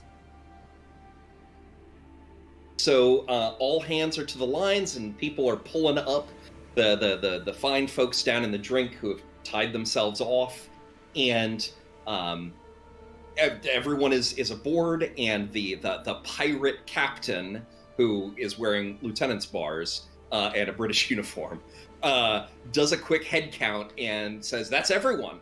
Everyone's aboard. Now I've got you." And he pulls out, and now I've got you, and he reaches down to his side where his revolver should be, and the heavy revolver has slipped out of its holster and is now a mile beneath you. And that's no dice on the armed takeover of the Marco Polo. What does everybody want to do? Is it over? I'm looking around. Technically, I will say, Captain, pointing at the other individual, the pirate captain, your bounty that you wanted to take from us is probably about a mile or two behind us now. I don't follow, my friend. We threw things overboard. Oh, you were carrying cotton. Well, there's no recovering it. Even if you could, it's ruined now.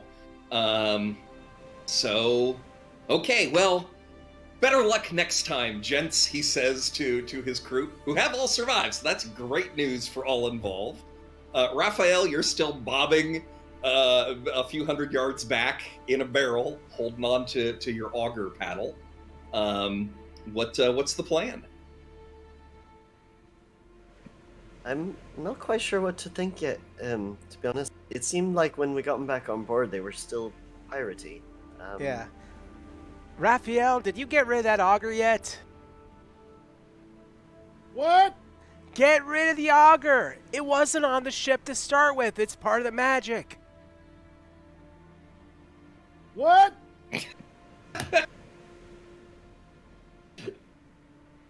I don't even know.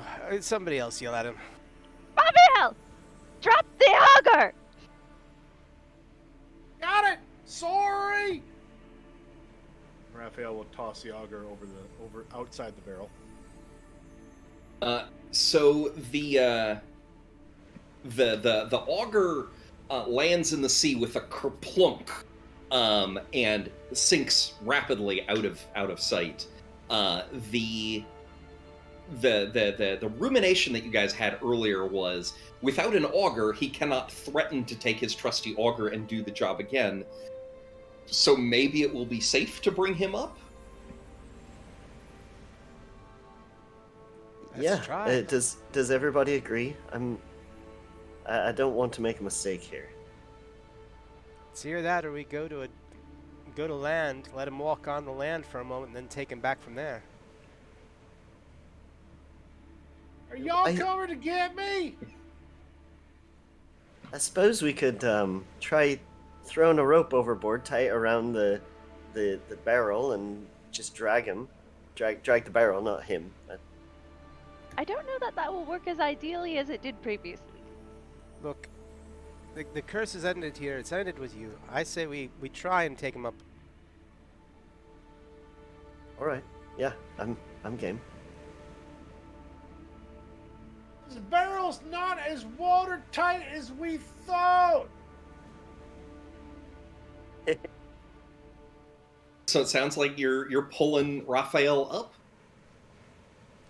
Yeah. All right. So you pull Raphael up, and he arrives on deck, and he doesn't die. And the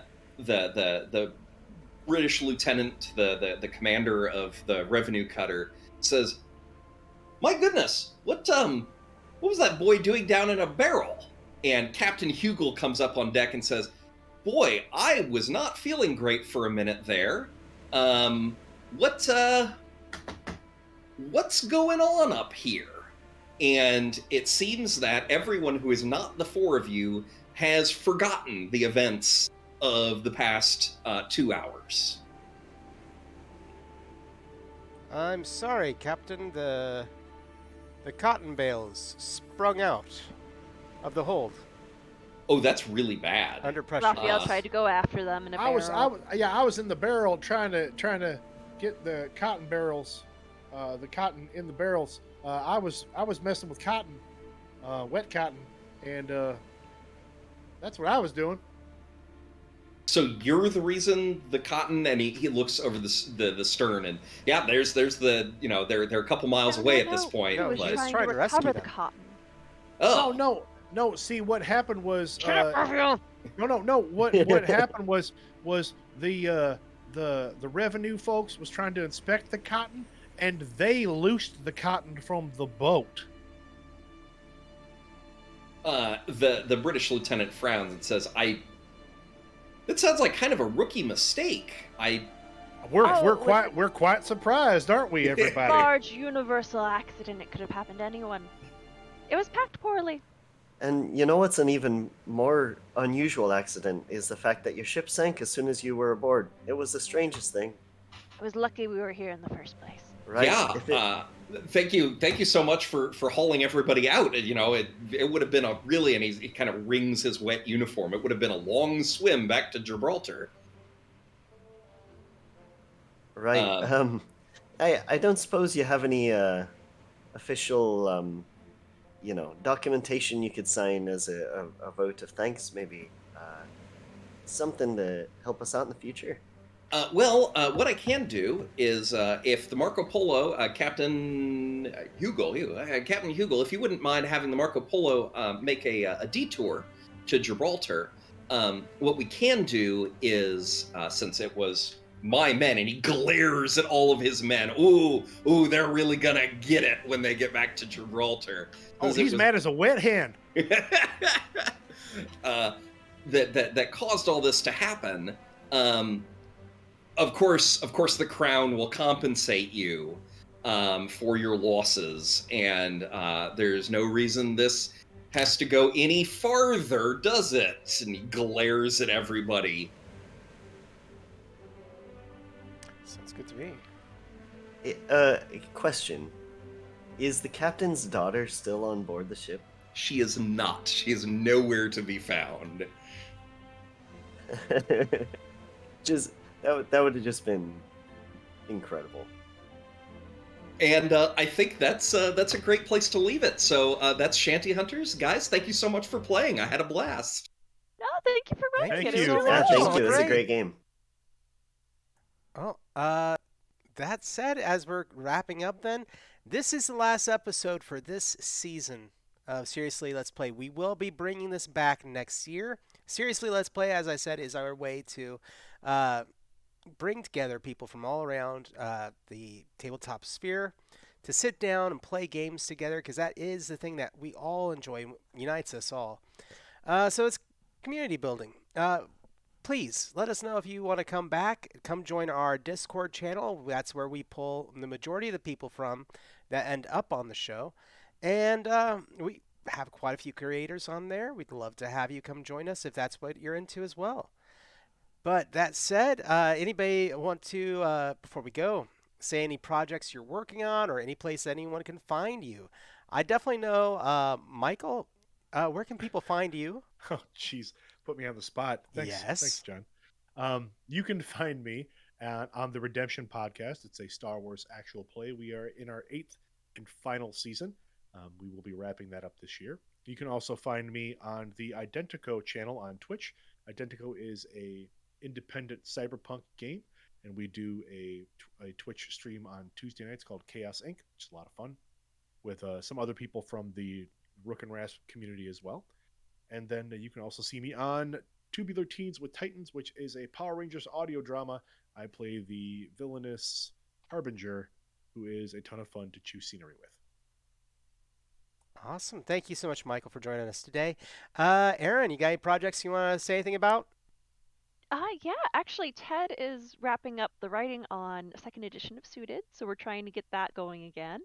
You can find both of us, Ted and me, at Escape Box Games. That's where we put up our silly things that we work on. And I'm bumping about the channel doing a couple of things. I know that we're still doing the last half of the Alien game coming up pretty soon. I'm also on Post Apocalypse Jukebox, which we're hopefully going to come into our second episode soon here. And that's where you can find me. Thank you. Thank you. Rusty, you got anything you want to talk about? I do not. I'm just here having a good time. Well, we're happy you came and joined us. Rusty actually used to be on a show with Rue, one of the other channel runners here back in the day. So we're very happy to have you come with us. And then John, Tristan. Sorry. I did forget one more plug, John, and that's for something on Rook and Rasp that I believe will start hopefully in January, and that's our Dragon Age stream, which you are running. True. I am going to be back in the GM seat next month. We'll be doing Dragon Age, in the Fantasy Age system, but the Dragon Age book that came out from Green Ronin. And Tristan, you got anything you want to talk about before we go? Yeah, so if you want to learn more about Shanty Hunters, you can head over to moltensulfur.com. That's the website for the Molten Sulfur Press. I'm hard at work on a sequel called Ballad Hunters, which will be about collecting and combating magical English folk ballads in the year 1813. If any of you out in the audience know the term child ballad, which is not ballads for children, that's the source material that I'm pulling from. On top of that, I write the Molten Sulfur blog, the twice Emmy Award nominated Molten Sulfur blog, also at moltensulfur.com, where every Tuesday I take something real cool and exciting from actual history and folklore, something that is worth learning about in its own right. And then I tell you all about it, and then I show you how to file the serial numbers off of it so you can drop it into the campaign that you are already running, whether that's an adventure or an adventure site or, or a collection of NPCs or whatever. It's a huge amount of fun. MoltenSulfur.com, Molten Sulfur Press, Molten Sulfur blog. If I say the phrase molten sulfur enough times, it might stick and you'll Google it. Tristan, if I can, I'd like to suggest a hack for the Ballad Hunters game that sets it in the 80s, and it's power ballads. That could be sick. That could That be a could be a thing. lot Who of fun. knows? Sick. Well, anything else, anybody? Well, then I will say this really quick. Go Google Gutterpunk Kickstarter and go take a look. But other than that, hey, seriously, let's play. Night, everyone.